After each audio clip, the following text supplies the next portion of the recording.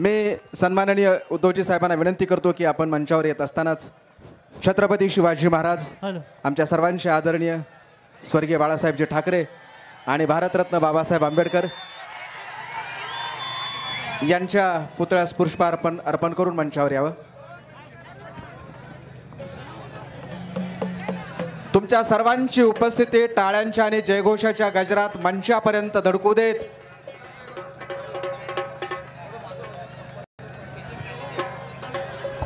Hello hello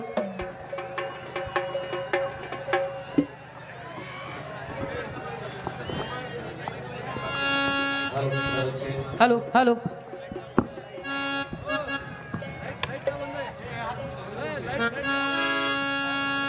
यानंतर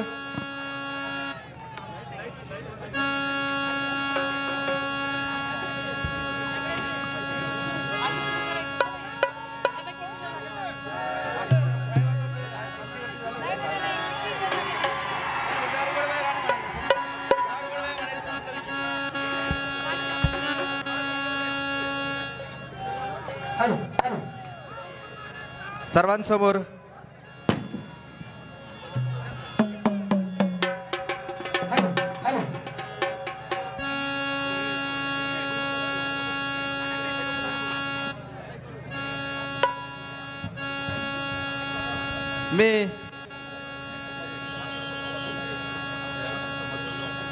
मी विरोधी पक्षनेते सन्माननीय अंबादासजी दानवे साहेब यांना विनंती करतो की आपण आम्हा सर्वांशी संवाद साधावा.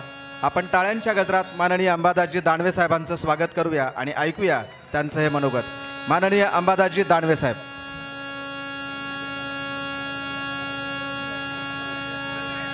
जोरदार टाळ्यांच्या गजरात स्वागत करूया विरोधी पक्षनेते माननीय अंबादासजी दानवे साहेब.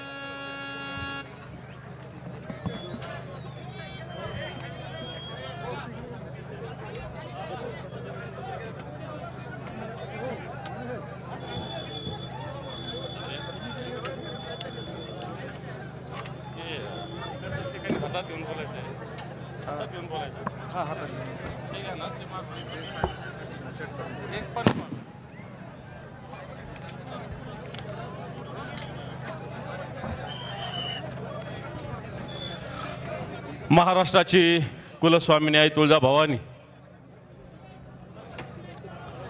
सह्याद्रीचा जाणता राजा छत्रपती शिवराय,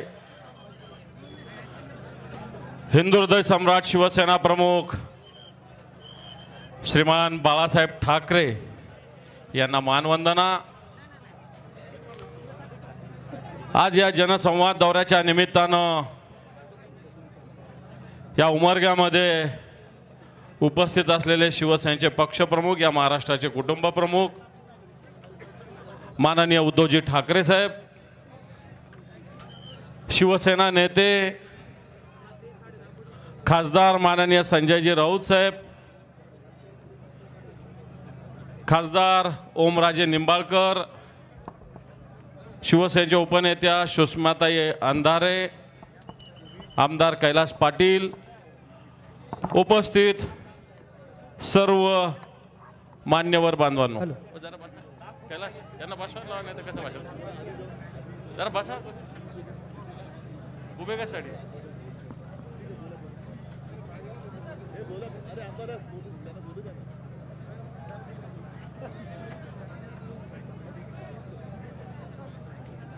आज या उमरग्यात जनसंवाद होत असताना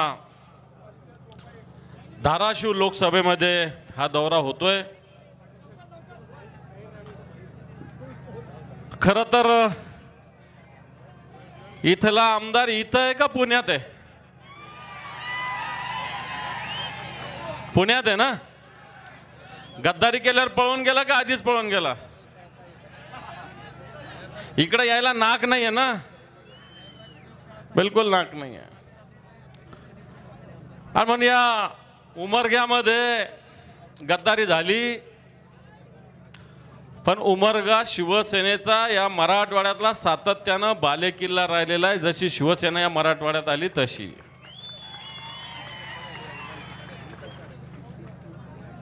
आणि आज या उमरग्यात ही सभा होत असताना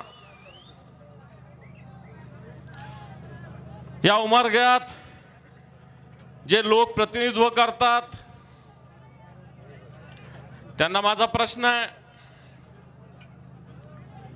की या उमरग्यासाठी कृष्णा खोऱ्यातून मराठवाड्यात पाणी येणार होतं, याच्यासाठी काही तोंड उघडलं का कुठं, का फक्त चापलुसी करत बसले? या मराठवाड्यात कृष्णा खोऱ्याचं पाणी येणार होतं आणि ते उमरग्यापर्यंत येणार होतं, याच्यासाठी इथल्या आमदारांनी कुठंतरी आवाज उठवला का, तोंड उघडलं का? नाही उघडलं. सगळे विषय माननीय उद्धवजी ठाकरे साहेब, संजयजी राऊत साहेब मांडतील, परंतु आपले या भागाचे प्रश्न सुद्धा महत्त्वाचे. आज या ठिकाणी अशा पद्धतीनं कृष्णा खोऱ्याचं पाण्याची वाट हा उमरगा बघतोय, परंतु इथल्या नगरपालिकेत असेल, लोहाराच्या नगरपालिकेत असेल, नुसती भ्रष्टाचाराची गंगा धो धो वाहते साहेब, धो धो. कामं होत नाही, निधी मोठ्या प्रमाणावर येतो. या ठिकाणी MIDCची घोषणा झाली. घोषणा झाली का नाही उमरग्यामध्ये MIDCची? आली घोषणा, आली एखादी इंडस्ट्री, मिळाला एखाद्याला प्लॉट, परंतु फक्त घोषणा करायची आणि या जनतेच्या मताचा फायदा लुटायचा. या उमरग्यामध्ये मुंबई हैदराबाद राष्ट्रीय महामार्ग आहे, याचं चौपदरीकरणाचं काम अत्यंत निकृष्ट दर्जाचं आहे. याला कारणीभूत कोण आहे माहिती आहे ना?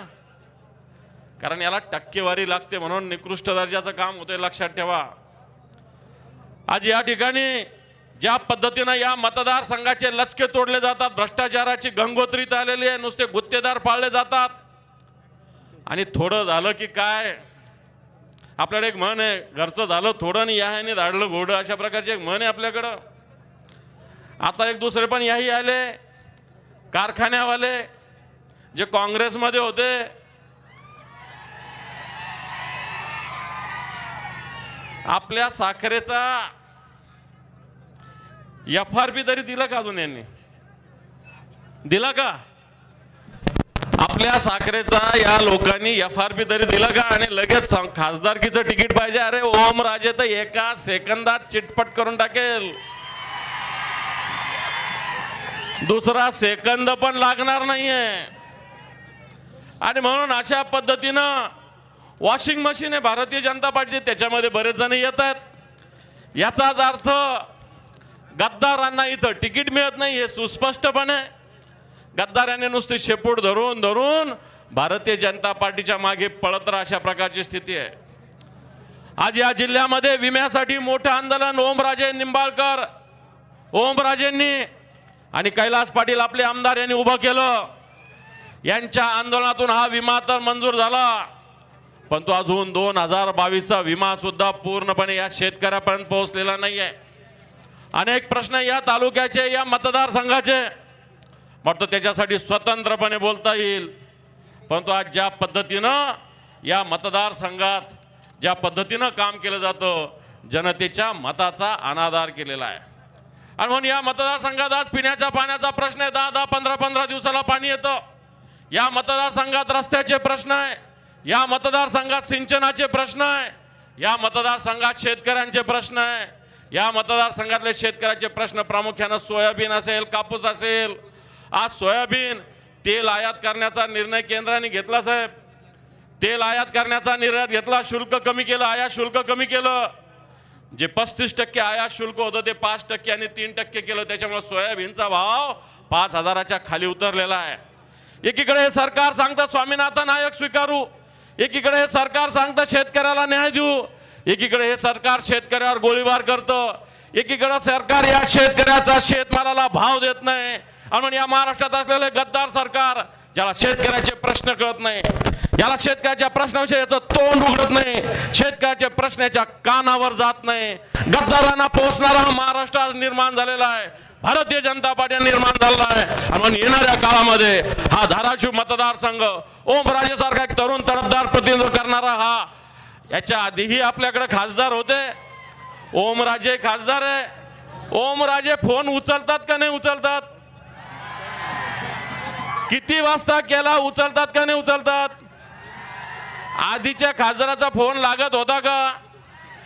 इथं बाजूला असूनही लागत नव्हता का नाही लावता? मग असे लोक काय करणार? आणि म्हणून शिवसेनेचा तरुण तडफदार नेतृत्व करणारी मंडळी येणाऱ्या काळात सुद्धा आपला आवाज या महाराष्ट्रात नव्हे तर दिल्लीमध्ये सुद्धा बुलंद करणार आहे. आणि म्हणून आपली साथ पाहिजे. गद्दार गेले असतील, पुन्हा एका ताकदीचे शिवसेना प्रमुखाच्या विचारावर निष्ठा असणारे, उद्धवजी ठाकरे साहेबांच्या नेतृत्वावर विश्वास असणारे आपण निवडून देण्याचा संकल्प करू. आणि या मराठवाड्यातला एक एक गाव, एक एक वाडी, एक एक तांडा शिवसेनेच्या मागे उभा करण्याचा संकल्प करू. एवढं सांगतो आणि थांबतो. जय हिंद, जय महाराष्ट्र. धन्यवाद दानवे साहेब. यानंतर मी ज्या व्यक्तीला आमंत्रित करणार आहे त्यांचं नाव ऐकलं तर तुमच्या टाळ्या मंचापर्यंत पोहोचतील. आदरणीय सुषमाताई अंधारे.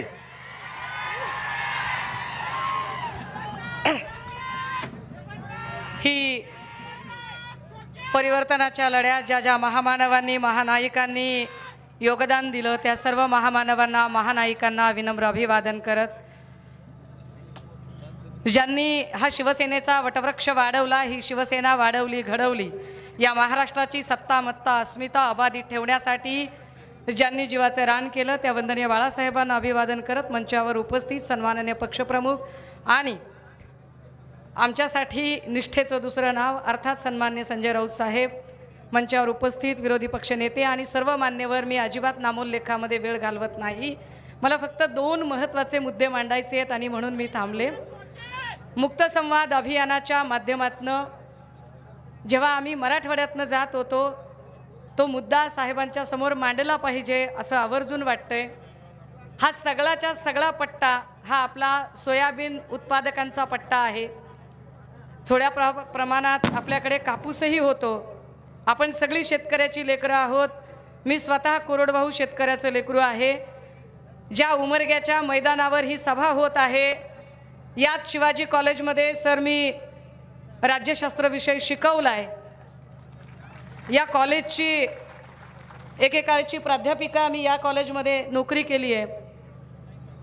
सोयाबीनचं भाव म्हणजे मला जे आठवतं याच भागामधले अजून एक नेते भाजपाचे आहेत जे आता कृषी मूल्य आयोगाचे अध्यक्ष आहेत, आमदार पाशा पटेल.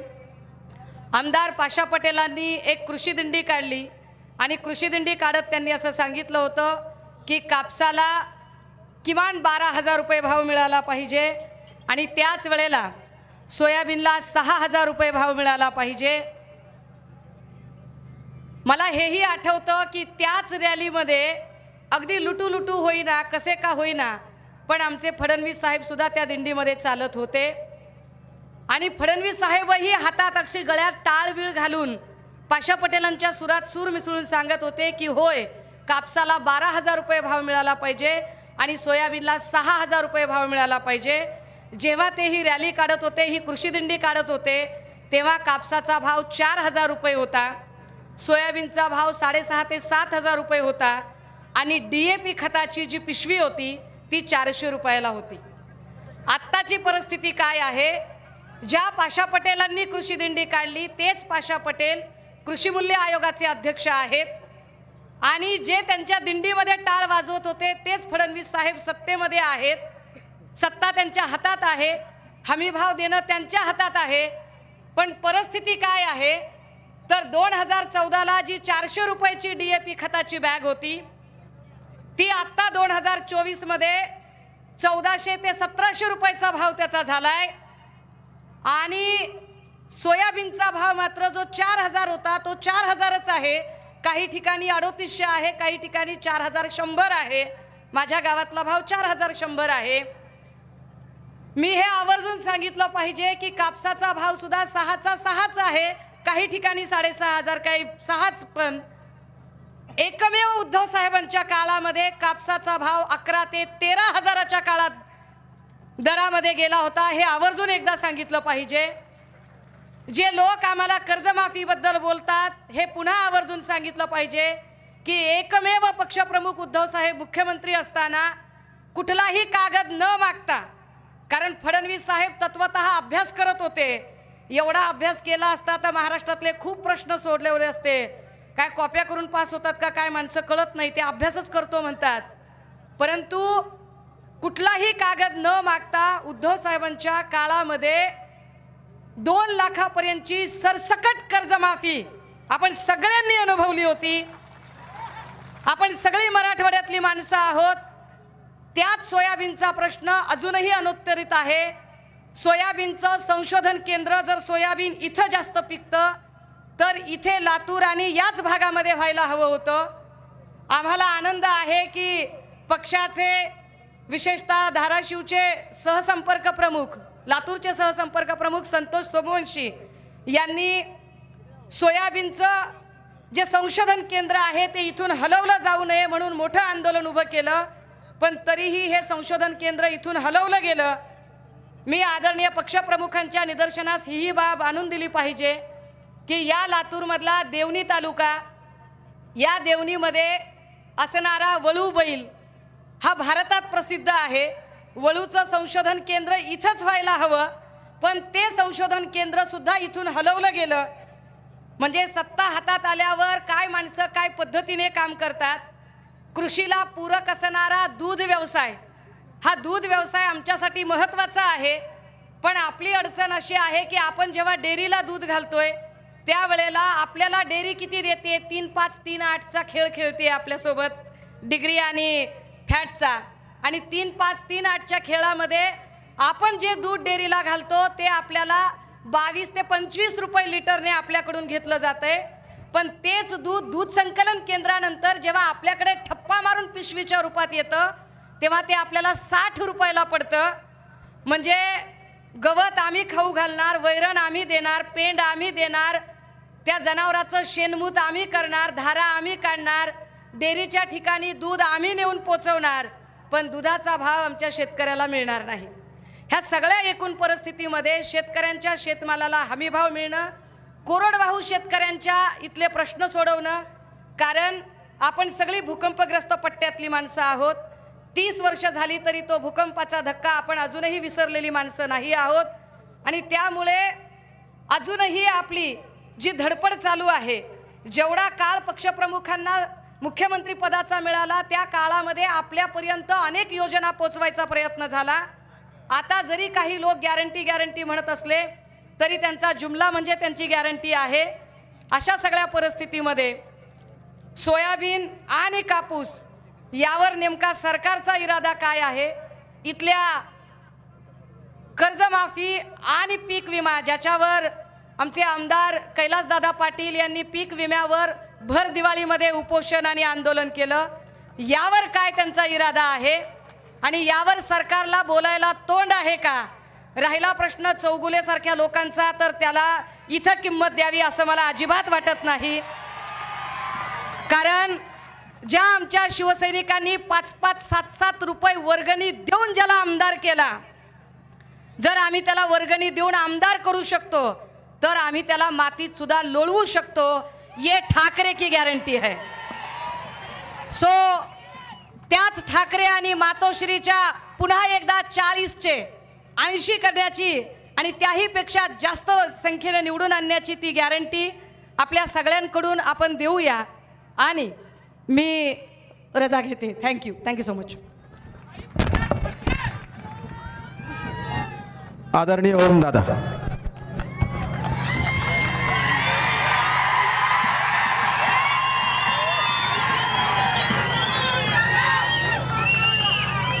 साहेब, आपण कधी उमरग्याला येत आहे ही आतुरतेनं वाट बघत इथली निष्ठावंत सैनिक बसले होते. साहेब, जितका चातक पक्षी त्या ठिकाणी पावसाच्या थेंबाची वाट बघताय त्याच्यापेक्षा जास्त आतुरता तुमच्या येण्याची उमरगावासियांना होती, आणि आज आपण आल्यामुळे ती पूर्ण झाली. या कार्यक्रमाला उपस्थित असलेले पक्षप्रमुख सन्माननीय उद्धवजी ठाकरे साहेब, या ठिकाणी निष्ठा काय असते हे नुसत्या महाराष्ट्राला नाही तर पूर्ण देशाला ज्यांनी शिकवलं ते खंबीर साहेबांचे उजवे हात सन्माननीय संजयजी राऊत साहेब, या ठिकाणी मंचावर उपस्थित असलेले विरोधी पक्षनेते सन्माननीय अंबादासजी दानवे, ज्यांचा मार्गदर्शन आपण आत्ताच ऐकलं, त्या सुषमाताई अंधारे, माझी या ठिकाणी उपस्थित असलेले धाराशिवचे, आणि साहेब खोका पेटीच्या जमान्यामध्ये त्या खोक्यावर त्या पेटीवर लात मांडून तुमच्याशी प्रामाणिक राहून त्या ठिकाणी पूर्ण महाराष्ट्रात ज्यांनी उदाहरण सेट केलं असे आमचे आमदार कैलास पाटील साहेब, त्याचबरोबर मंचावर उपस्थित असलेले माझे आमदार दिनकररावजी माने, मंचावर उपस्थित सर्व व्यासपीठ आणि व्यासपीठाच्या समोर उपस्थित असलेले या भागातील हिंदू हृदय सम्राट शिवसेना प्रमुख बाळासाहेब ठाकरेंनी घडवलेले हाडाचे सैनिक. साहेब, मला आपल्याला आठवण करून द्यायची की ज्यावेळेस 2006ला कैलासवासी पवनराजे निंबाळकर साहेबांची हत्या झाली, आपण ती आज आठवण जागी करून दाखवली. साहेब, आपण रेल्वेच्या रुळाखाली भेटलो होतो. 2009ला साहेब आपण मला विधानसभेचं तिकीट दिलं. प्रचंड मनस्ताप होता साहेब. म्हणजे घरातनं मुंडकं छाटल्याच्या नंतर जशी माणसाची अवस्था होती देहाची, तशी अवस्था माझी होती. पण साहेब, त्यावेळेस हिंदू हृदय सम्राट शिवसेना प्रमुख बाळासाहेबांनी आणि आपण मला पदरात घेतलं, पितृतुल्य प्रेम दिलं आणि महाराष्ट्राच्या विधानसभेत 2009ला साहेब आपणच मला त्या ठिकाणी आमदार म्हणून पाठवलं. मला ती आठवण आजही आहे. आम्ही पहिल्यांदा बाळासाहेबाला भेटायला आलो होतो आणि बाळासाहेब म्हणले, ते पद्मसिंह बी काय सांगायचं नाही रे, हा वाघाचा बछडा आहे. तुम्हाला सांगितलं की उद्धव या लेकराकडे लक्ष ठेव. आणि साहेब, तितक्याच ताकदीनं तुम्ही माझ्याकडे लक्ष ठेवलं. मला वाटतं ही मायेची ऊब, हे प्रेम ह्या जन्मात नाही, आम्ही 7 जन्मात सुद्धा विसरू शकत नाही साहेब. आज साहेब मी कायम नवीन होतो. आल्याच्या नंतर मला सारखं वाटायचं की आपण नवीन आहेत. आम्हाला सारखं म्हणायचे की आम्ही फार जुने आहेत, आम्ही फार जुने आहेत. मला वाटायचं की निष्ठेचं जर मीटर मिळालं असतं थर्मामीटरसारखं आणि माणसाला लावता आलं असतं तर लगेच कळालं असतं की ही जी निष्ठा 100 पैकी 80 आहे. कदाचित आपली फुटाफुटी पण झाली नसती साहेब जर मीटर असतं तर. पण साहेब, परमेश्वरानं ती निष्ठेची मीटर या ठिकाणी आता आणून दाखवलं. ह्या संघर्षाच्या काळात साहेब आम्ही अतिशय इमानदारीने जे उपकार तुम्ही आमच्यावर केलेत, जे बाळासाहेबांनी आमच्यावर उपकार केलेत, त्या उपकाराला कुठेही कृतज्ञ न होता आम्ही त्या ठिकाणी खंबीरपणे आज आपल्या सोबत आहेत साहेब. आणि काही झालं, कुठलीही परिस्थिती आली तर तितक्याच ताकदीनं आम्ही सोबत आहेत साहेब. मला सांगायचं आहे की इथला सर्वसामान्य शिवसैनिकाची काय ताकद आहे. आत्ताच मार्केट कमिटीची निवडणूक काही दिवसापूर्वी पार पडली. 50,000 हजार रुपये साहेब एका मताला माणसाला आणून दिले होते. मोजके मतं होती जी ग्रामपंचायत सदस्य आणि सोसायटीची. अशा परिस्थितीमध्ये 50,000 हजार रुपये लोकांनी घेतले साहेब आणि ती पैसे इथल्या सगळ्या निष्ठावंत सैनिकाला आणून दिले साहेब. शहापुरी मामा तसेच आहेत, बसवराज वानाळे तसेच आहेत, पाटील तसेच आहेत, रजा गातार तसेच आहेत साहेब. एकही मी म्हणतो वीट नाही, साधा वाळूचा खडा सुद्धा इकडचा तिकडं झालेला नाही. शिवसैनिक अभेद्य आहेत साहेब. आणि गंमत, 50,000 रुपये त्यांच्याकडून घेतले आणि आपल्या उमेदवाराला खर्चायला आणून दिले आणि आपली माणसं त्या ठिकाणी निवडून आणायचं काम या 72 शिवसैनिकांनी त्या ठिकाणी केलंय. आज मी फार काही बोलणार नाही, फक्त एकच सांगतो की साहेब, सोयाबीनचा भाव भाई और बहिणो 11,000 रुपये होता का नव्हता र? आता किती आहे? 5,000 साहेब. 6,000 रुपये क्विंटलला नुकसान आहे. 6,000 रुपये एका क्विंटलला. मला सांगा आपल्याला एकरात किती सोयाबीन निघतंय? 5-6 क्विंटल. अरे सांगा की 5 क्विंटल. एका एकरच्या शेतकऱ्याला जर एका एकरामध्ये 5 क्विंटल सोयाबीन निघालं तर 5 एकरामध्ये किती झालं? 25 क्विंटल. 25 क्विंटलला जर पडलेला भावाचा हिशोब जर काढला साहेब तर क्विंटलला 6,000 रुपयाचं नुकसान आहे. 25 का म्हणजे 1.5 लाख रुपयाचा निब्बर कुचा साहेब त्याला बसलाय आणि ही 2,000 आलं म्हणून गावात नाचतंय साहेब.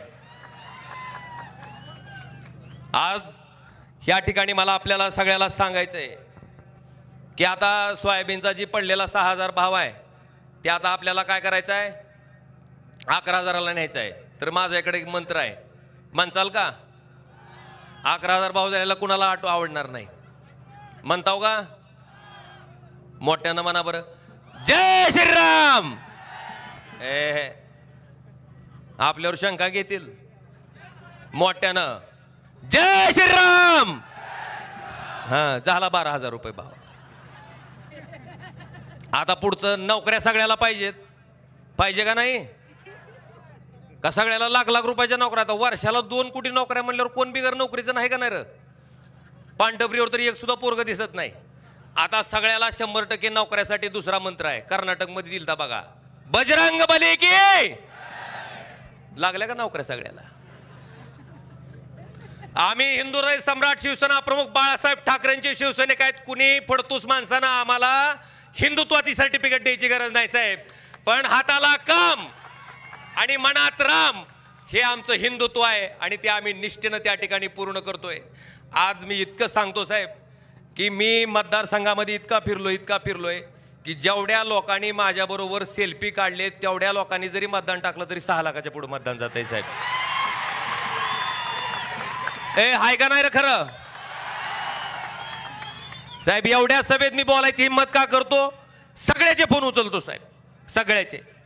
परवा साहेब एक आमची इकडे सुद्धा आरडायले ह्याचं उचललं होतं काय की परवा साहेब एक आमची भगिनी उमारग्याचीच होती, इष्टीत बसली, अपंग होती साहेब. तिचा मला फोन आला, मला म्हणले खासदार ओमराजे आहेत का? हा म्हणलं आपणच आहे. म्हणली दादा मी इष्टीत बसले पण जागाच नाही म्हणली. मग आता तेवढी जागा कंडक्टरला करून द्यायला सांगा म्हणली. म्हणलं काय अडचण नाही, कंडक्टरला फोन दी. कंडक्टरला फोन दिल्यावर तिला वाटलं हिच्याकडे कुठला खासदाराचा फोन. ती मला मोठ्यानं म्हणलं अरे कोण बोलताय? म्हणलं खासदार ओमराजे बोलतोय. त्याला विश्वास वाटत ना, काय बोलता राव म्हणला. म्हणलं तुला लबाड वाटतंय तरी एकदा व्हॉट्सअपवरून व्हिडिओ कॉल कर म्हणलं तुम्हाला. ती थांबलं नाही, आता लगेच व्हॉट्सअपवरून व्हिडिओ कॉल केला, बघितलं अगं माय म्हणलं तुम्ही का साहेब? म्हणलं बाबा आता माझं जवळ आलंय, तिला तेवढी जागा करून दे. भले तू उभा राहा म्हणलं पण तिला जागा करून दे. साहेब एक नाही तर असंख्य उदाहरण आहेत. आज प्रत्येक सामान्य माणसाला जे बाळासाहेबांनी आम्हाला शिकवलंय साहेब, 80% समाजकारण 20% राजकारण, त्या मंत्राचं आम्ही तंतोतंत पालन करतोय साहेब. आणि खात्रीनं सांगतो साहेब त्याच्याच जीवावर आतापर्यंत आम्हाला सारखं म्हणतात होय रे, म्हणतात की नाहीतर आपल्याला मोदी मुळा आला, मोदी म्हणते ती का नाहीतर टुचून. त्यांना सांगायचंय साहेब ह्याच मतदारसंघातनं 2 वेळेस शिवाजी बापू कांबळे आणि 1 वेळेस कल्पनाताई नरेरे, हे फक्त ज्यावेळेस मोदीचा राजकीय जन्म सुद्धा झाला नव्हता त्यावेळेस फक्त धनुष्यबाणावर बाळासाहेब ठाकरेंच्या नावावर या ठिकाणी 3दा खासदार होते साहेब. आणि आज तुम्हाला साहेब शब्द देतोय, देऊ का? मागच्या वेळेस साहेब 1,27,000 मतांनी आलो होतो. ह्या वेळेस त्याच्यापेक्षा एक तरी का होणार मत आगाव घेईन तरच बाळासाहेबचा शिवसैनिक सांगन साहेब, तरच उद्धव साहेबाचा शिवसैनिक साहेब सांगत. आज विषय साहेब भरपूर आहेत. मला फक्त इतकं सांगायचं साहेब, मराठा आरक्षणाची मागणी मी 7 वेळेत लोकसभेत केली, 7 वेळेस साहेब, आज नाही 7 वेळेस. लिंगायत समाजाला अल्पसंख्याक समाजाचा दर्जा द्यावा म्हणून मागणी करणारा मी एकमेव खासदार आहे साहेब. आणि धनगर समाजाच्या आरक्षणाची मागणी सुद्धा मी त्या ठिकाणी केली.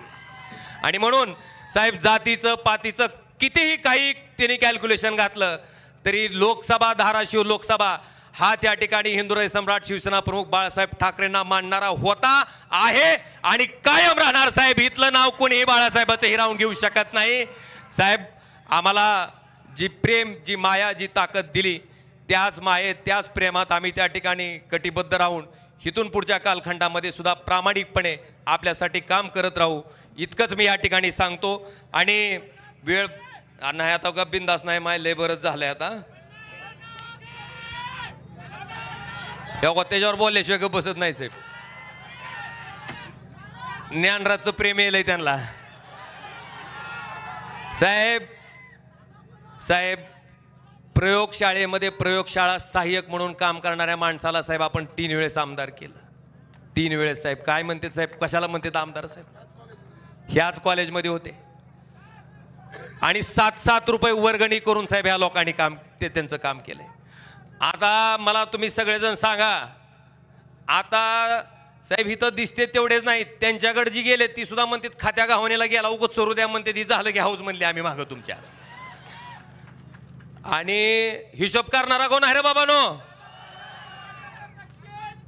साहेब ज्या माणसाचं आयुष्य आणि भवितव्य तुम्ही घडवलं ती जर आपल्यासोबत गद्दारी करत असतील, आम्हाला अभिमान आहे साहेब. मी आणि कैलास पाटील कुठेही लग्नात जाऊ द्या साहेब, आमच्याकडे स्वाभिमानानं बघतेत. आणि ह्याच्यातलं एक बी जाऊ द्या साहेब, खोकेवाला आलं बघ म्हणतात, तेव्हा इकडं आरडायलंय. आणि म्हणून त्याचा आम्हाला सार्थ अभिमान आहे. आणि निश्चितपणे साहेब 40 जरी गेले असतील तरी त्या 40ची 80 करायची ताकद ह्या सामान्य शिवसैनिकामध्ये आहे. आणि तो सामान्य शिवसैनिक केल्याशिवाय स्वस्थ बसणार नाही, इतकंच या ठिकाणी सांगतो आणि थांबतो. जय हिंद, जय महाराष्ट्र. धन्यवाद दादा. यानंतर अशीच एक धडाडणारी दुसरी तोप मी मंचावर सन्मानानं आमंत्रित करतोय. आदरणीय संजय राऊत साहेब.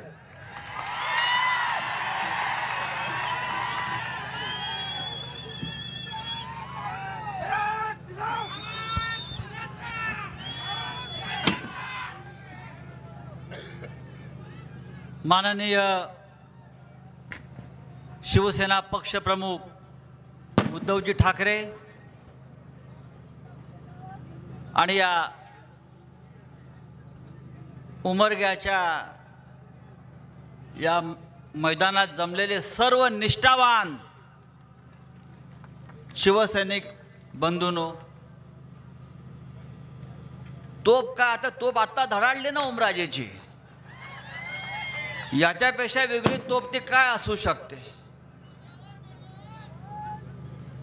ओमराजे कैलास पाटील,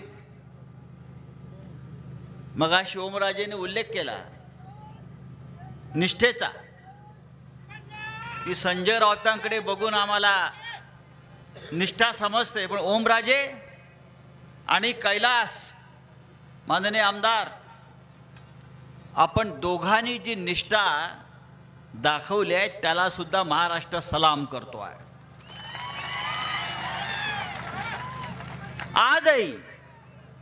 आजही ओमराजे असतील, कैलास पाटील असतील, आजही त्यांना अनेक आमिष दाखवली जातात, अनेक दबाव त्यांच्यावरती आणले जातात, पण या सगळ्या दबावाला झुगारून लाथाडून शिवसेना या 4 अक्षरांच्या पाठीशी हे 2 वीर उभे आहेत उमरग्याचे. काय म्हटलं? पठ्ठे. आज जे चित्र मला उमरग्यात दिसत आहे ते पाहिल्यावर मला एक खात्री आहे, उद्धव साहेब, महाराष्ट्राची जनता आपल्याबरोबर प्रत्येक संघर्षाला तयार आहे, प्रत्येक लढाईला तयार आहे, आणि जिथे जिथे बेईमानी गद्दारी झालेली आहे त्या प्रत्येक मतदारसंघात, प्रत्येक भागात गद्दाराला गाडण्यासाठी सज्ज आहे. काय त्या इकडल्या आमदाराचं नाव? ज्ञानराज नाही, गद्दार. प्रयोगशाळेमध्ये होता, काय सहाय्यक असिस्टंट. प्रयोगशाळेत असल्यामुळे त्याचा केमिकल लोचा झाला आतमध्ये, केमिकल लोचा झाला त्याचा.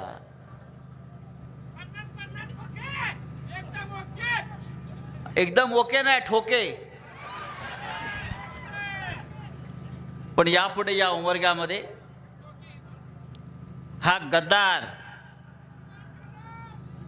पुन्हा इथे पाय रोवू शकणार नाही, ही शपथ आपण घेतली पाहिजे. मगाशी अंबादास दानवे असतील, ओमराजा असतील, सुषमाताई अंधारे असतील, त्यांनी शेतकऱ्यांची स्थिती सांगितली. सोयाबीनला भाव नाही, कापसाला भाव नाही, शेतकऱ्यांच्या उत्पादनाला भाव नाही, पण इकडल्या आमदाराला गद्दारीला भाव आहे, 50 कोटी.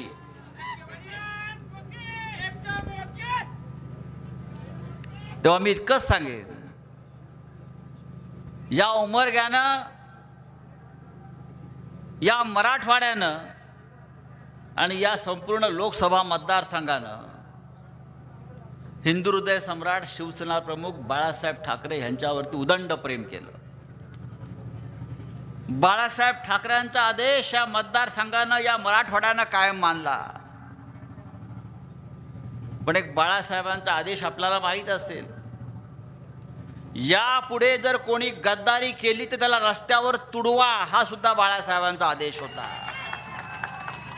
आणि आदेश आपल्याला पाळायचा आहे.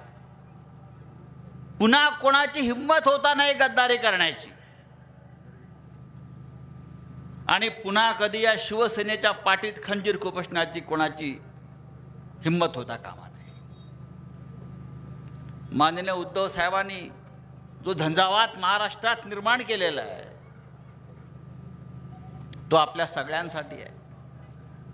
आपले कुटुंब प्रमुख म्हणून ते काम करतायत.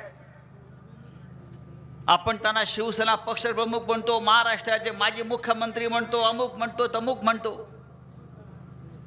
पण करोना काळामध्ये माननीय उद्धव साहेबांनी जे काम महाराष्ट्रामध्ये केलं ते काम जगाला आदर्श ठरलं, देशाला आदर्श ठरलं. आपल्या सगळ्यांचे प्राण, आपल्या सगळ्यांचे जीव, आपल्या कुटुंबाचे प्राण त्याने वाचवले, एक कुटुंब प्रमुख म्हणून. आणि हीच शिवसेना आहे जी स्वतःसाठी नाही तर दुसऱ्यासाठी जगते. मी आज उद्धवजींना एवढंच विनंती करेन, उद्धवजी यापुढे या महाराष्ट्रात आणि या देशात तुम्हालाच खंबीरपणे नेतृत्व करावं लागेल, कारण लोकांचा राजकारणावरचा विश्वास उडालेला आहे आणि हा विश्वास फक्त उद्धवजी आज तुमच्यावर आहे की नाही? आणि या राज्याचं नेतृत्व त्यांना करावं लागेल, या देशाचं नेतृत्व त्यांना करावं लागेल. आपण सगळे त्यांच्या पाठीशी राहू. निष्ठा म्हणजे काय असतं शेवटी? जे संकट काळात हात सोडून पळून जातात त्याला निष्ठा म्हणत नाही. जे संघर्षाच्या काळामध्ये हात धरतात, पाठीशी उभे राहतात, त्याला निष्ठा म्हणतात. आणि असे आपण सगळे निष्ठावान नेते आहात. तुमच्या निष्ठेला सलाम करतो आणि माझे 2 शब्द संपवतो. जय हिंद, जय महाराष्ट्र. धन्यवाद राऊत साहेब. आत्ताच राऊत साहेबांना कुटुंब प्रमुख म्हणाले. मी महाराष्ट्राचे पालक म्हणतो, कारण साहेब कोरोना काळामध्ये जर तुम्ही नसता तर कदाचित आज इथं आम्ही नसतो. थांबा. यानंतर आपल्या सर्वांच्या वतीनं, महाविकास आघाडीच्या वतीनं, उमरगा शिवसेना श्रीयुत उद्धव बाळासाहेब ठाकरे यांच्या वतीनं, या शिक्षण संस्थेच्या वतीनं आपण साहेबांचा सत्कार करतोय. साहेबांचा सत्कार करतोय आपण.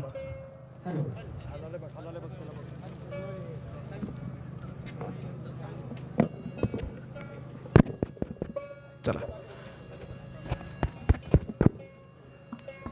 Hello hello. आश्लेष भैया मोरे, डॉक्टर अजिंक्य बापू पाटील, केशव उर्फ बाबा पाटील, तसंच महाराष्ट्र मातंग समाज लहूशक्ती यांच्या वतीनं, सर्वांच्या वतीनं सत्कार. Vilas Rajole, mike check. अजय वाघमारे. चला चला सत्कार करून घ्या पटकन. युवा सेनेच्या वतीने सत्कार. पटकन सत्कार करून घ्या. एकच सत्कार होणार आहे.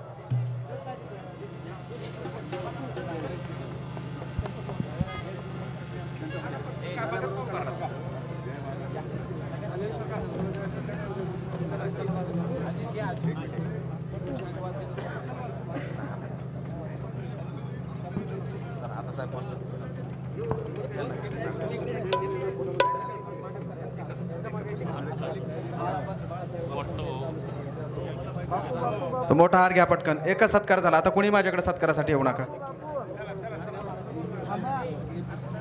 चला गर्दी रिकामी करा.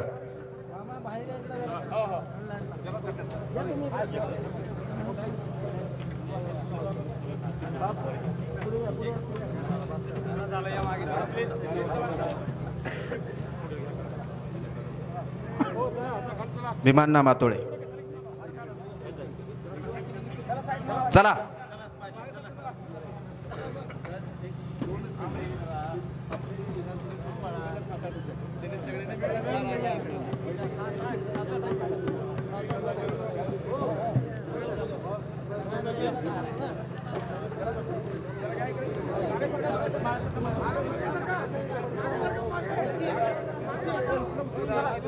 मी बसतो बसणार आहे.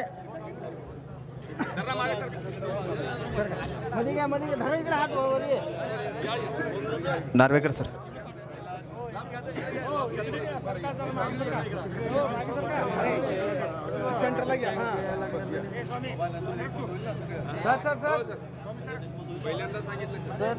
पुढे पुढे.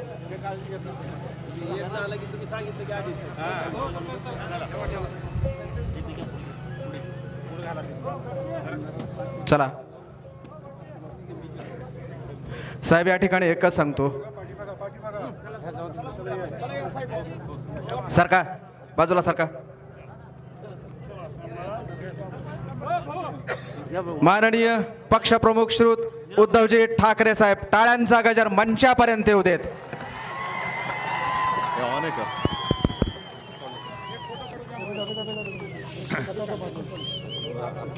आता नंतर नंतर नंतर नंतर नंतर नंतर मी घेतो थांबव तिला बसवा नीट मी बघ काही बस तिकडे. जमलेल्या माझ्या तमाम हिंदू बांधवांनो, भगिनींनो आणि मातांनो,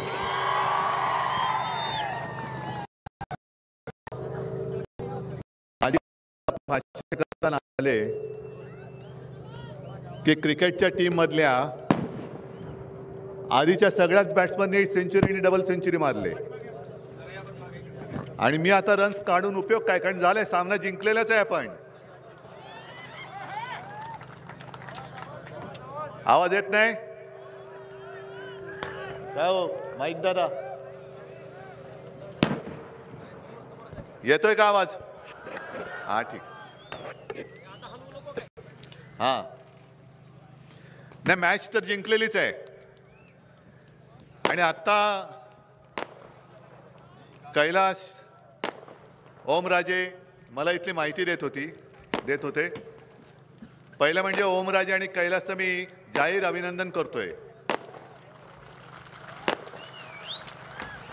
कारण अस्सल कट्टर शिवसैनिक हा खोक्याने विकला जात नाही हे त्याने दाखवून दिलेलं आहे.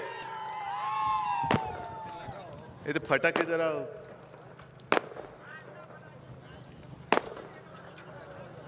नाही, आता एवढे तर जिंकल्यावर किती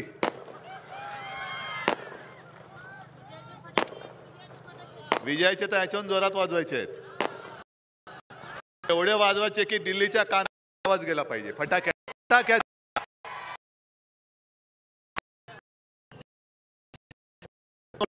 बघताय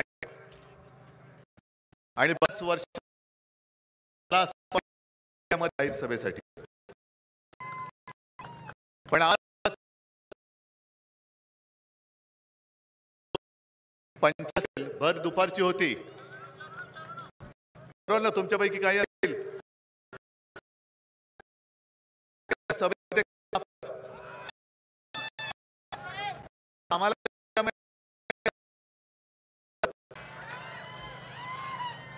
दूध पण पाजलं, मग तो साप स्वतःहून कोरेक्स प्यायला लागला. असं काय काय होत गेलं.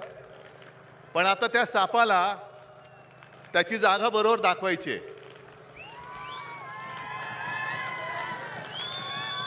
आणि काल परवाकडे पण काँग्रेसमधले कोणतरी भाजपात गेले. जाऊ द्या, माझ्यासोबत आज सुद्धा आले होते इकडे, व्यासपीठावरती पण असतील, समोर पण असतील. काँग्रेसची मंडळी आहेत, राष्ट्रवादीची आहेत, वंचितची आहेत. विशेष म्हणजे या वेळेला राज्यभरात फिरताना मुस्लिम समाज मोठ्या प्रमाणावरती आहे, कारण त्यांना आता कळलंय की शिवसेनेचं हिंदुत्व आणि भाजपचं हिंदुत्व यातला फरक सगळ्यांना कळायला लागलेला आहे. आज सुद्धा मी सगळ्यांना सांगतोय, आम्ही तर लढाईला मैदानात उतरलोच आहोत. ही लढाई माझी एकट्याची नाही, ही लढाई माझ्या महाराष्ट्राची आहे, माझ्या देशाची आहे, तुमच्या भावी पिढ्यांची लढाई आहे. मग सगळेजण विचारतात सगळेच तिकडे चाललेत, म्हटलं आणखीन राहिले असतील त्यांनी पण जाऊ द्या, कारण उद्या आम्ही जिंकणार आहोतच. पण आम्ही जिंकल्यानंतर असं कोणी बोलू नये की तुम्ही जिंकलात पण मी तुमच्या बरोबर होतो म्हणून. नाही, तुला जायचं आत्ताच जा आणि समोर उभा राहा, बघतो तुला आडवा कसा करायचं ते. भारतीय जनता पक्षाला काय वाटतं? काय संपूर्ण हिंदुस्थान आणि महाराष्ट्र त्याने काय आंदण दिलंय की काय? आणि सगळा महाराष्ट्र म्हणजे तुम्ही आमदार खासदार कदाचित घेतले असाल, पण जनता 50 खोक्यामध्ये येऊ शकत नाही, अजिबात नाही. कारण माझी महाराष्ट्रातली जनता ही भाडखाऊ नाही, लाचार नाही, नादान नाही, गद्दार नाही. आणि जसं जय श्रीराम ही एक गोष्ट आहे, जरूर आहे, आम्ही पण श्रीरामाचे भक्त आहोतच. नव्हे त्यावेळेला जे काही सगळं उसळलं होतं तेव्हा भारतीय जनता पक्षाचं कोणी रस्त्यावरती फिरकायला तयार नव्हतं, एवढी त्यांच्या छातीमध्ये धडकी भरली होती. आणि ओमराजे तुम्ही बोलता ते बरोबर आहे. ज्या वेळेला नरेंद्र मोदींचं नाव कोणाला माहिती नव्हतं त्या वेळेपासून आम्ही हिंदुत्वाचा झेंडा घेऊन राज्यामध्ये भाजपच्या कित्येक पटीने पुढे गेलेलो होतो. आज सुद्धा पुढेच आहोत. आज सुद्धा पुढे आहोत. आणि आता त्यांना जे काय वाटतं, मी मुद्दामून ओमराजे जे बोलले त्याच्यावरती आणखीन थोडं पुढे बोलणार आहे. 2019 साली हे सत्य आहे, कारण मला पूर्ण माहिती आहे. आता तुम्हाला भेटून मी तुळजापूरला जाणार आहे. म्हणजे हा जो मतदारसंघ आहे, इकडे माझ्या भवानी मातेचं मंदिर आहे. आणि तिची शपथ घेऊन मी तुम्हाला सांगतोय की अमित शहानी मला 2.5 वर्षाचं मुख्यमंत्री पद आपण दोघं मिळून वाटून घेऊ. शिवसेनेला 2.5 वर्ष आणि भारतीय जनता पक्षाला 2.5 वर्ष. हे मी तुळजाभवानीची शपथ घेऊन सांगतोय. हिंदू हृदय सम्राट बाळासाहेबांच्या खोलीमध्ये त्यांनी दिलं होतं. आम्ही श्रीरामाचे भक्त आहोत, पण तसेच आम्ही आमच्या तुळजाभवानीचे सुद्धा निस्सीम भक्त आहोत. जय शिवाजी जय भवानी हे म्हटल्यानंतर, हर हर महादेव म्हटल्यानंतर अंगावरती रोमांच उभे राहतात. आणि त्या भवानी मातेच्या साक्षीने मी तुम्हाला सांगतो की हे जे घडलं होतं ते खरं घडलं होतं. अमित शहा खोटं बोलतायत हे मी तुळजाभवानीची शपथ घेऊन सांगतोय. बरं, त्यावेळेला त्यांनी तो शब्द मोडला. आणि मोडल्यानंतर आपण उघड आपण कधी चोऱ्या माऱ्या केलेल्या नाहीत, रात्रीच्या गाठी भेटी घेतलेल्या नाहीत, हुडी वगैरे घालून, चष्मा वगैरे घालून फडणवीस किंवा त्यावेळेला शरद पवार किंवा राहुल गांधींना भेटायला मी कधी गेलो नव्हतो. पण यांनी शब्द मोडला. मी हिंदू हृदय सम्राटांना, म्हणजे मी सगळं सरळ सांगतो की जगासाठी हिंदू हृदय सम्राट आणि माझ्यासाठी सुद्धा आहेतच. पण माझी पहिली ओळख त्यांच्याशी झाली ते माझे वडील म्हणून झाली. आणि मी म्हणजे त्यांच्या पुत्राने त्याच्या पित्याला दिलेलं, म्हणजे वडिलांना दिलेलं ते वचन की मी तुमचा शिवसैनिक मुख्यमंत्री करून दाखवेन. आणि मी त्यांना सांगितलं की मला मुख्यमंत्री व्हायचं नाहीये, पण मी बाळासाहेबांनी दिलेलं वचन आहे, हे आत्ता मी पूर्ण नाही केलं तर मी उद्या कसं करणार. मग ते म्हणाले की ठीक है, जब आपका मुख्यमंत्री होगा तो हमें संभालना, हमारा रहेगा तो हमें आपको संभालेंगे. म्हटलं हे तर होणारच आहे. युती म्हटल्यानंतर एकमेकाला सांभाळून जाऊच आपण. पण 2019 लोकसभेपर्यंत आपला वापर करून घेतला. आज ते जे म्हणतायत की उद्धव ठाकरे पक्षप्रमुखच नाहीत, मग तेव्हा मातोश्रीमध्ये कोणाला भेटायला आला होता तुम्ही? घराणेशाहीवरती तुम्ही आज बोंबलताय बेंबीच्या देठापासून. मग तुम्हाला माहित नाही मातोश्रीमध्ये तुम्ही येऊन मला भेटलात त्या हिंदू हृदय सम्राटांचा मी मुलगा आहे, तुम्हाला माहिती नव्हतं तेव्हा? आज बोंबलताय घराणेशाहीच्या विरुद्ध. आणि मग त्याच्यानंतर एक वातावरण असं झालं की यांनी दिलेलं वचन मोडलं, त्यांनी वचन मला दिलेलं मोडलं, म्हणजे मी वडिलांना दिलेलं वचन मोडलं. त्यांनी अमित शहा आणि नरेंद्र मोदी किंवा हे मिंदे त्यांच्या आई वडिलांना मानत असतील नसतील मानत मला माहिती नाही, मी माझ्या आई वडिलांना मानणारा पोरगा आहे. हीच आमच्या छत्रपती शिवाजी महाराजांची शिकवण आहे. जय जिजाऊ जय शिवाजी म्हणतो, ती जिजाऊ तरी कोण होती? छत्रपती शिवाजी महाराजांची आईच ना, दैवतच. पितृदेव भव मातृदेव भव मानणारे आम्ही आहोत, हिंदू आहोत. पण तुम्ही दिलेलं वचन मोडलात म्हणून मी त्याचा सूड, होय सूड, आणि अजून माझा सूड पूर्ण झालेला नाही. तो शिवसेनेचा मुख्यमंत्री मला परत करून दाखवायचा आहे. मला नाही, पण शिवसेनेचा मुख्यमंत्री मी करून दाखवणार. आणि मग यांनी बोंबलाला सुरुवात केली की हा जनादेशाचा अनादर आहे. जनादेश म्हणजे काय की 2019 साली तुम्ही नरेंद्र मोदींचा फोटो लावून मतं मिळवली होती ना, आमची युती होती. 2014ला सुद्धा लोकसभेला शिवसेना भारतीय जनता पक्षाची युती होती की नव्हती? आणि आज मला तोही दिवस आठवतोय की 2014ला मी तुळजाभवानीचं दर्शन घेऊन मंदिराच्या बाहेर पडलो होतो आणि मला फोन आला की उद्धवजी भारतीय जनता पक्ष आपल्याबरोबर युती तोडतोय. आणि त्याच संध्याकाळी एकनाथ खडसेंनी फोन करून आपली युती तोडली होती. मग 2014 साली सुद्धा आम्ही हिंदूच होतो, 19 साली सुद्धा हिंदूच होतो, आता सुद्धा हिंदूच आहोत, उद्या सुद्धा हिंदूच असणार आहे. पण तुम्ही दिलेली वचनं मोडायची, वाटेल तसं वागायचं. 2014ला सुद्धा आमच्या युतीमध्ये आम्ही मोदींचे फोटो लावले होते, तुम्ही बाळासाहेबांचे लावले होते. 19ला सुद्धा आम्ही मोदींचे लावलेले, तुम्ही सुद्धा बाळासाहेबांचे लावले होते. आणि म्हणून जर का आम्ही जनादेशाचा अनादर केला असेल तर अजित पवारांनी काय मोदींचे फोटो लावून निवडणूक जिंकली होती? अशोक चव्हाण गेले, काल इकडचे तुमचे जे कोण बसवराज वगैरे काय काय गेले, ते काय मोदींचे फोटो लावून निवडणूक लढले होते त्यांनी? मग तुम्ही काय वाटेल ते तुम्ही काय केलं तर श्रीखंड आणि आम्ही खाल्लं तर काय शेण? अरे शेण तुम्ही खाताय, आम्ही नाही खात. तुमचं हिंदुत्व हे गोमूत्रधारी हिंदुत्व आहे आणि आमचं हिंदुत्व हे हृदयात राम आणि हाताला काम देणारं हिंदुत्व आहे. जे मुस्लिम आज माझ्यासोबत येतात, मगाशी सुद्धा येताना रस्त्यात ठिकठिकाणी गर्दीचे लोंढेच्या लोंढे होते, तिथले इथे पण काही आले असतील आणि त्याच्यामध्ये सुद्धा काही मुस्लिम बांधव होते, इथे सुद्धा आले असतील. आणि मला ते आकांताने सांगत होते की उद्धवजी लोकशाही वाचवा, देशातली लोकशाही वाचवा. आणि माझंही तेच म्हणणं आहे, आहोत आम्ही हिंदू आहोत, आमचं हिंदुत्व म्हणजे राष्ट्रीयत्व आहे. हे मी नाही सांगत, शिवसेना प्रमुख सांगत होते, इथे सुद्धा येऊन बोलले असतील आणि संपूर्ण राज्यभर सांगत होते. जो कोणी या देशाला आपला मानतो तो हिंदू आहे, तो माझा आहे, हे आमचं हिंदुत्व आहे. मग आमची ही हिंदुत्वाची व्याख्या असल्यानंतर भारतीय जनता पक्षाने सांगावं तुमची हिंदुत्वाची व्याख्या काय. चला होऊन जाऊ द्या एकदा. आम्ही जे म्हणतो की आमचं हिंदुत्व हे घरातली चूल पेटवणारं हिंदुत्व आहे आणि भाजपचं हिंदुत्व हे घर पेटवणारं हिंदुत्व आहे. जर वेगळं असेल तर भाजपने सांगावं.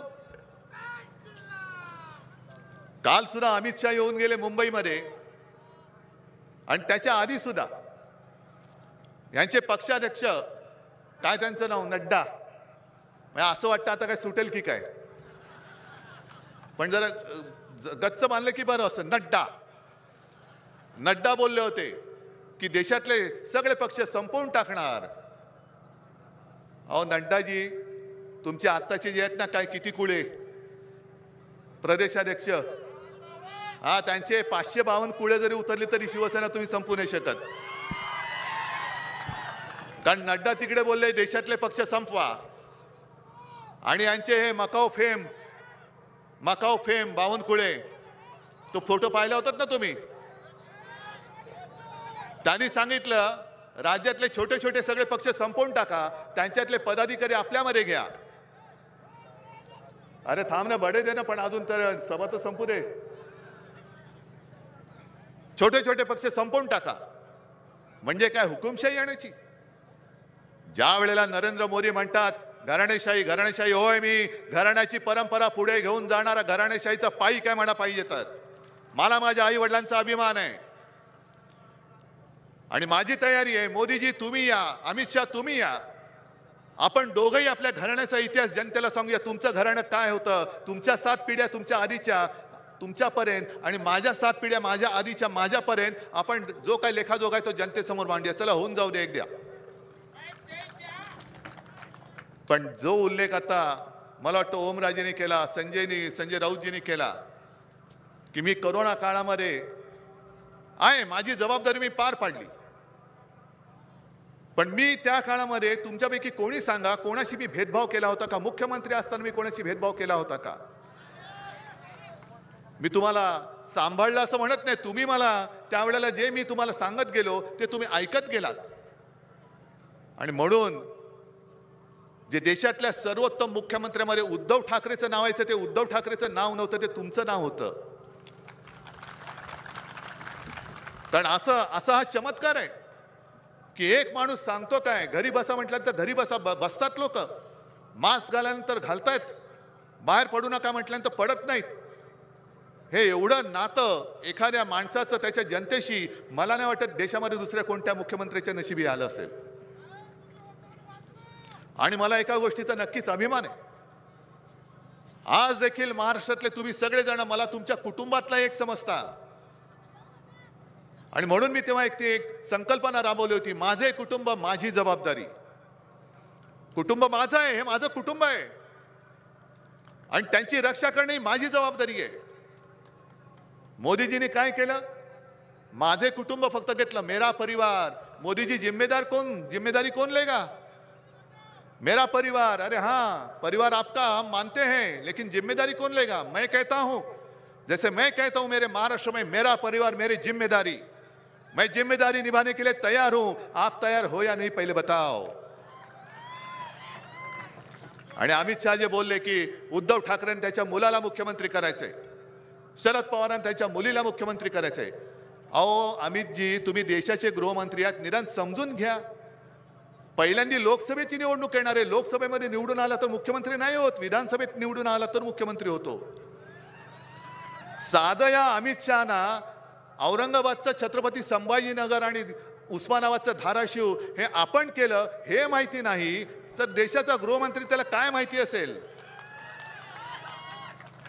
बरं, मला करायचं आदित्यला मुख्यमंत्री, तुम्ही निवडून दिला तर होणार, जनतेने निवडून दिलं पाहिजे। कारण महाराष्ट्राचं मुख्यमंत्री पद म्हणजे क्रिकेट कंट्रोल बोर्डाचं अध्यक्षपद नाही, जसं तुम्ही फोन करून जयशाला बसवलं। तुम्ही सगळी तुमची दादागिरी चालते। काय मतदान झालं होतं देशात ना जयशाला? काय जयशा? कोण आहे जयशा? काय त्याचं कर्तृत्व आहे? काय त्याचं क्रिकेटमध्ये योगदान आहे? अहो गल्लीमध्ये बॅट बॉल आम्ही पण खेळलेलो आहोत, हे पण खेळलेले आहेत, म्हणून का आम्ही बीसीसीआयचा अध्यक्ष व्हायचं? पण माझ्या महाराष्ट्रामध्ये होणारी विश्वचषकाची अंतिम सामन्याची मॅच गुजरातला नेण्यासाठी तुम्ही त्याला तुमचं त्याचा अध्यक्ष केलात। आणि आता तर माझा जाहीर आरोप आहे, यांनी सरकार गद्दारी करून पाडलंय ना। काय माझा दोष काय होता? कोरोनामध्ये मी माझ्या जनतेला सांभाळला, हा माझा दोष होता? कोणी न मागता माझ्या शेतकऱ्याला 2 लाखापर्यंत पीक कर्ज मी माफ केलं, हा माझा दोष होता? संकट काळामध्ये माझ्या शेतकऱ्याला नुकसान भरपाईची रक्कम वेळेवरती मी देत होतो, हा माझा दोष होता? पण तुमच्या लक्षात नाही आलेलं, याने गद्दारी करून आपलं सरकार पाडलं, शिवसेना प्रमुखांच्या पुत्राला मुख्यमंत्री पदावरनं खाली खेचलं। याचं कारण मी महाराष्ट्र लुटायला देत नव्हतो। आणि आज जे त्यांचं चाललंय हे मिंदे लाचार शेपूट हलवत, त्यांची खुर्ची चाटत, जे त्यांच्या तिकडे भिकेचे कटोरे घेऊन बसलेले आहेत, त्यांच्या डोळ्या देखत आपल्या छत्रपतींचा, आई तुळजाभवानीचा महाराष्ट्र लुटून एक गुजरातला नेत आहेत। माझा गुजरातबद्दल द्वेष नाहीये, गुजरातबद्दल राग नाहीये, कारण संपूर्ण महाराष्ट्रात आणि संपूर्ण देशात गुजराती माता भगिनी आणि बांधव पिढ्याने पिढ्या राहत आहेत। माझं त्यांच्याबद्दल काही वाईट नाहीये, पण मोदीजी तुम्ही कळत नकळत गुजरात वेगळा करताय आणि संपूर्ण देश वेगळा करताय। गुजरात आणि देशामध्ये एक भिंत बांधता आहात, ते तुमच्यासाठी नव्हे तर माझ्या गुजरातसाठी ते धोकादायक आहे। सगळं गुजरातला तो फॉक्सकॉन वेदांता तो जो उद्योग येणार होता तो सुद्धा गुजरातला। बरं, गुजरातला नेला तर नेला, पण तिकडे गेल्यानंतर तिथे जे काय कुठे होतं, डोलेरा का काहीतरी गाव होतं त्यांचं, त्या कंपनीने बघितलं आणि इकडे काय सोयी सुविधाच नाही आहेत। ती कंपनी देशाबाहेर निघून गेली, नाही म्हणे आम्हाला यायचं नाही या देशामध्ये। आता सुद्धा 3 ते सेमी कंडक्टरचे काय येणार होते उद्योग, जवळपास 1 लाख रोजगार त्याच्यात निर्माण होणार। त्यातले 2 उद्योग यांनी गुजरातकडे वळवले। एअरबस टाटा गुजरातकडे, मुंबईचा हिरे बाजार जो आहे तो यांनी गुजरातकडे नेला। काय एवढा तुम्ही महाराष्ट्रावरती द्वेष काय तुमचा? मराठी माणसावरती राग काय तुमचा? छत्रपती शिवाजी महाराजांच्या महाराष्ट्रावरती का राग आहे? आणि हा राग जर का आम्ही उद्या तुमच्या निवडणुकीत काढणारच आहोत, निवडणूक आयोगाने एक सूचना केलेली आहे, चांगली सूचना आहे की निवडणूक प्रचारात जर का धार्मिक प्रचार केला तर कारवाई केली जाईल। मग त्या निवडणूक आयुक्तांना मी सांगतोय, तुम्ही माझ्या पक्षाचं चिन्ह आणि नाव काढलं, मी तर तुमचं नाव धोंड्या ठेवलेलंच आहे, निवडणूक आयुक्ताचं नाव मी धोंड्याच ठेवलेलं आहे। त्या धोंड्याला मी सांगतोय, अरे धोंड्या, हा जो काय तुम्ही फतवा काढलात तो पहिला पंतप्रधानांना लागू करा, तो पहिला गृहमंत्री अमित शहाना लागू करा। कारण आता मोदींचा चेहरा चालत नाही, मोदींची गॅरंटी चालत नाही। कर्नाटकच्या निवडणुकांमध्ये स्वतः मोदी बोललेले आहेत, जी ओमराजे तुम्ही आठवण करून दिली, बरं झालं।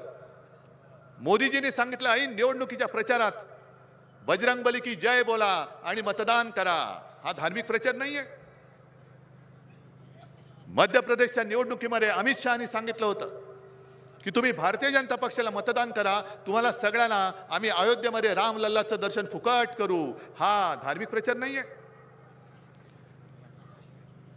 कारण आम्ही हे भोगलंय. स्वतः हिंदू हृदय सम्राटांना, शिवसेना प्रमुखांना हिंदुत्वाचा प्रचार केला. म्हणून निवडणूक आयोगाने अटल बिहारी वाजपेयी पंतप्रधान असताना शिक्षा केली होती.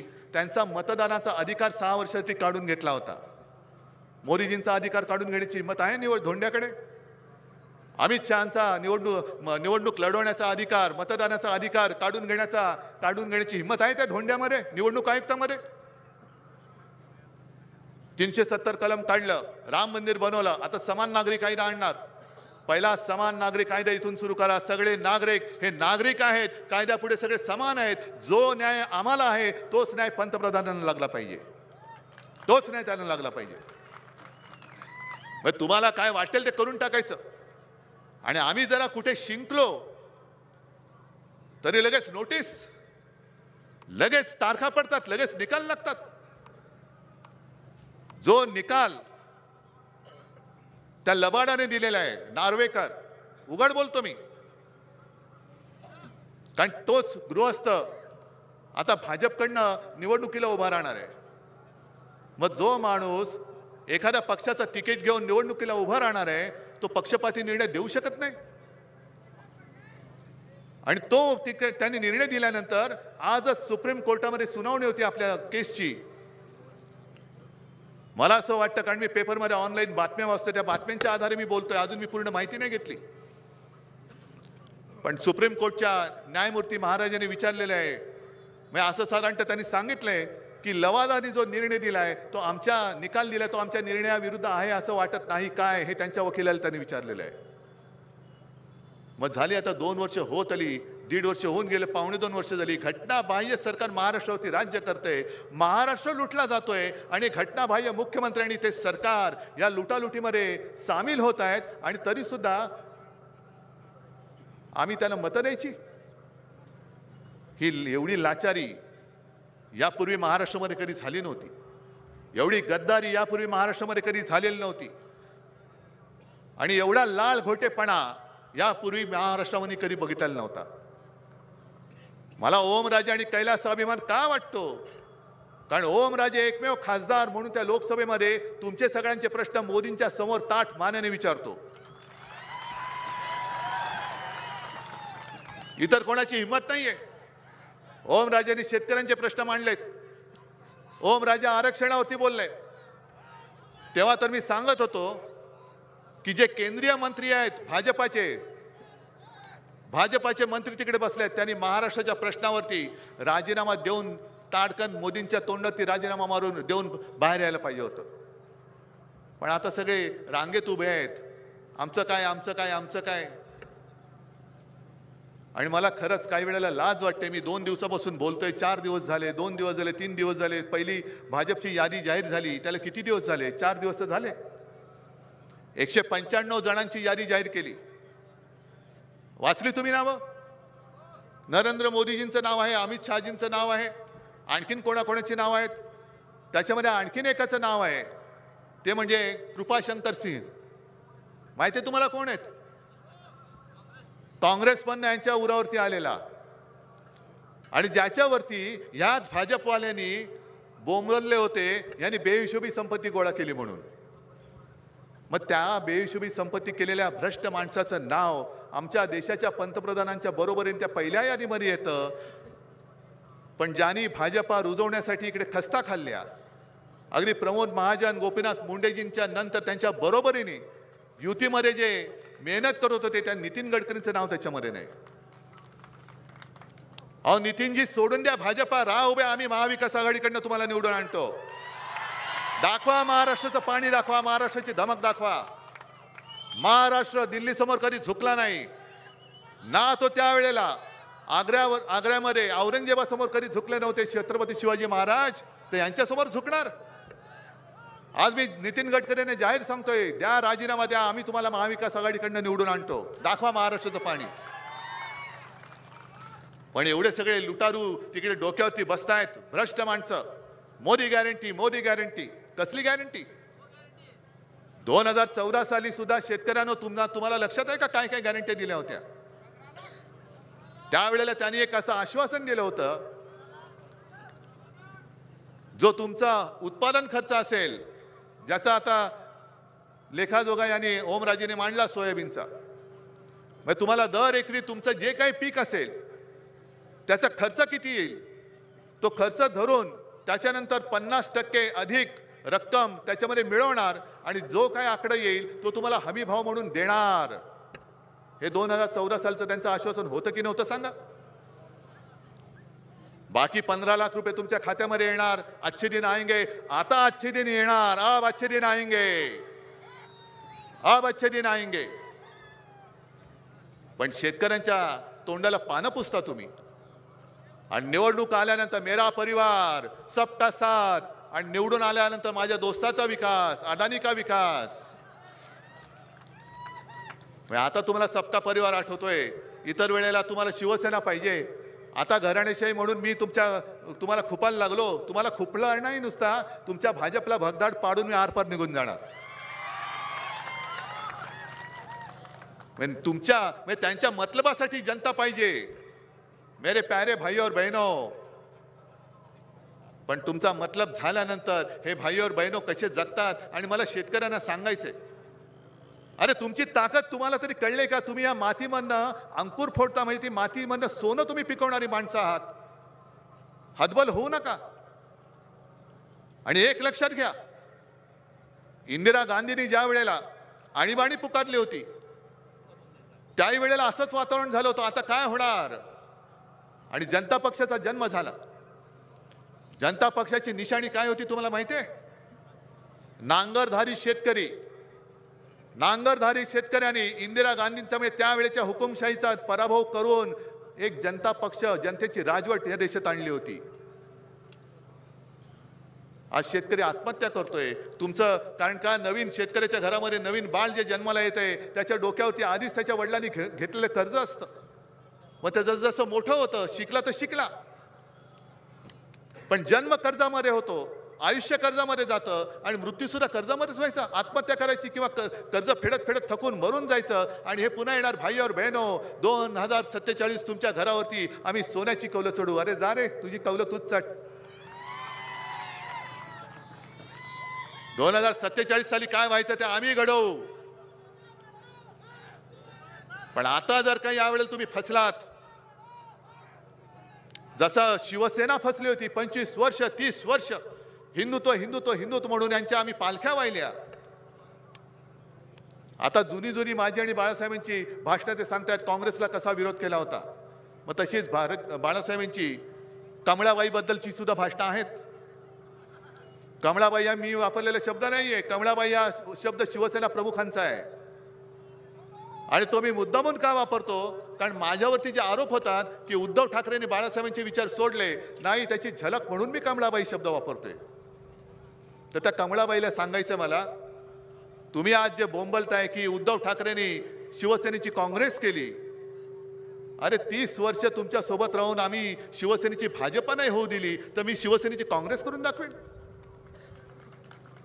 आज मी तुम्हाला सगळ्यांना आणि देशातल्या तमाम नागरिकांना आवाहन करतोय, विनंती करतोय, आहोत आम्ही हिंदू आहोत, कोण मुसलमान आहेत, कोण ख्रिश्चन आहेत, कोण आणखीन कोण कोण जात पात धर्म सगळ्यांचे आहेत.